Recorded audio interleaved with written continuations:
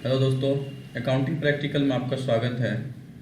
आज हम आपसे बात करने वाले हैं rebate under section 87A। Confuse मत होइएगा, थोड़ा ध्यान से देखिएगा, वीडियो के अंत तक बने रहिए। हम आपको एग्जाम्पल के साथ आपको समझाने का कोशिश करेंगे। रिबेट अंडर सेक्शन 87A बहुत सारे क्वेश्चन पूछे जाते हैं, एग्जाम में पूछे जाते हैं और उसके बाद आपको ऑब्जेक्टिव में भी पूछ सकता है कि रिबेट अंडर सेक्शन 87A में फाइनेंशियल ईयर 2021-22 में कितना डिडक्शन मिलता था, रिबेट कितना मिलता था। तो 12,500 का है। तो आज समझ आगे बढ़ते हैं, तो इसका मीनिंग समझते हैं और क्या टर्म्स एंड कंडीशन है, कहाँ पे ये किनको नहीं मिलता है, क्या एलिजिबिलिटी होनी चाहिए। मैं सारे डिटेल्स में आज सबसे बात करूँ। सबसे पहले मैं आपको बता दूं, ये a rebate under section 87A is one of the income tax provisions that help tax payers reduce their income tax liability. कि रिबेट अंडर सेक्शन 87A जो है वो इनकम टैक्स का एक प्रोविजन है जो 2013-14 फाइनेंशियल ईयर में लाया गया था, जो क्या करता है किसी भी टैक्स पेयर के करदाता को टैक्स लायबिलिटी को कम करता है। कहाँ तक कम करता है? 12,500 तक कम करता है। ठीक है, उसके लिए क्या लिखती है? The tax payer can claim an income tax rebate under section 87 if total income of SSC does not exceed 5 lakh in financial year. मतलब किसी भी फाइनेंशियल ईयर में अगर एसएससी का इनकम 5 लाख से ऊपर नहीं होता है तो 87A का डिडक्शन ले सकता, रिबेट ले सकता है। अब उसके लिए क्या एलिजिबिलिटी है वो भी मैं आपसे बात करूंगा। और दूसरा, वो 5 लाख जो है वो 5 लाख कहाँ तक है? 5 लाख का क्या कंडीशन है? The rebate can applied to the total tax after taking deduction of our total income after deduction under chapter 6A। 6A का डिडक्शन लेने के बाद जो इनकम होता है 5 लाख, उसमें आपको मिलता है। ठीक है, तो आज हम आपको एग्जाम्पल तौर पर समझाने पहले सबसे पहले, जैसे ये मुकेश कुमार नाम का व्यक्ति है, गुवाहाटी असम में रहते हैं। इनका हम टैक्सेबल इनकम निकाल रहे हैं, कितना टैक्स देना है। इनका income from own business net estimated income इनके 44AD का रिटर्न जो लगता है, मैं 44AD कंसिडरेशन करके इनका रिटर्न तैयार किया हूँ, 44AD। ठीक है, तो इनका इनकम कितना है? सारा एक्सपेंस घटाने के बाद 4,80,000 बिजनेस से है और सैलरी उलरी है नहीं। इनका क्या है? अदर सोर्सेस इनकम है। कितना है?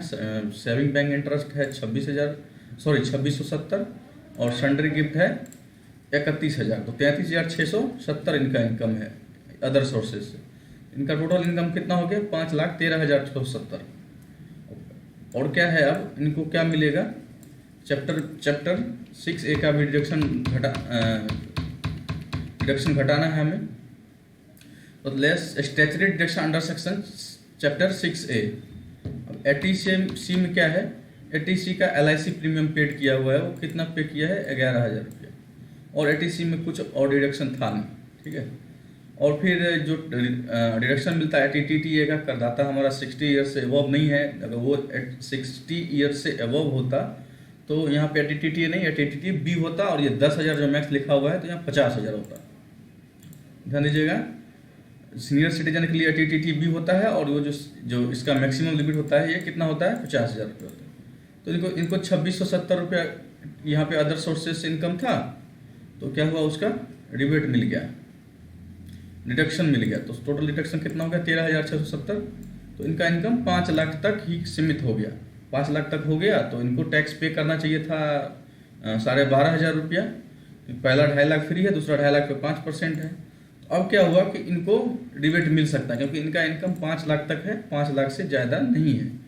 अगर जैसे ही इनका इनकम 5,01,000 हो जाता है, जैसे ये जो इनकम है आपका, इनका अदर सोर्सेज का मान लीजिए गिफ्ट है, तो हमारे गिफ्ट में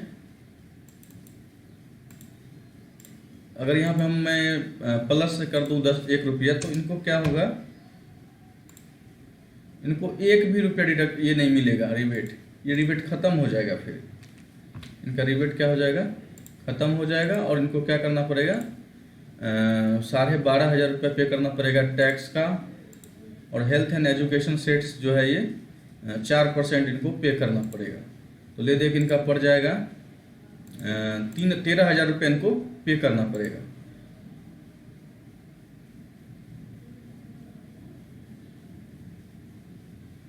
तो ठीक है, आप एग्जाम्पल तौर पर आप समझ लिए। आप पूरा टर्म्स एंड कंडीशन समझिए एग्जाम के पॉइंट ऑफ व्यू से। जो एग्जाम देंगे इस थ्योरी से आप एग्जाम दे सकते हैं, अच्छे से लिख सकते हैं एग्जाम में।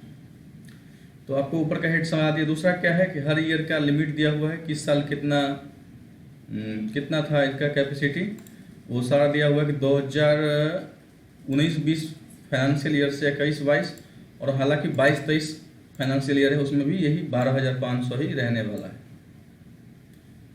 और जब स्टार्ट किया गया था वो 2000 से लाया गया था 2013-14 में, और ये 18-19 तक यहाँ पे फिर 2000 तक ले गया 15-16 तक, और फिर यहाँ पे 2 साल 25-25 दिया, और 1 साल जो है 16-17 है, इसमें 5,000 का रिबेट दे रहा था। अभी क्या है 12,500 रुपया कर दिया गया। अब हम इस रिबेट की कुछ खास बातें करेंगे, जो क्या क्या इम्पोर्टेंस पॉइंट है, की पॉइंट्स क्या सब है, तो वो समझिएगा ध्यान से। अगर हो सके तो आप स्क्रीनशॉट रख लीजिए या नोट कर लीजिए। The rebate can be applied to the total tax before adding the health and education cess. आप लोग देखे होंगे एग्जाम्पल पे, ये रिबेट कब लागू होता है, हेल्थ एंड एजुकेशन सेस से पहले लागू होता है, बिफोर। ठीक है। दूसरा इसका कंडीशंस क्या है, ओनली रेसिडेंट, पहले तो रेसिडेंट और दूसरा इंडिविजुअल। जो एसएससी है वो रेसिडेंट होना चाहिए, और वो क्या होना चाहिए, इंडिविजुअल होना चाहिए, वही इस रिबेट का एलिजिबिलिटी है, वो भी इसका रिबेट ले सकता है। ठीक है।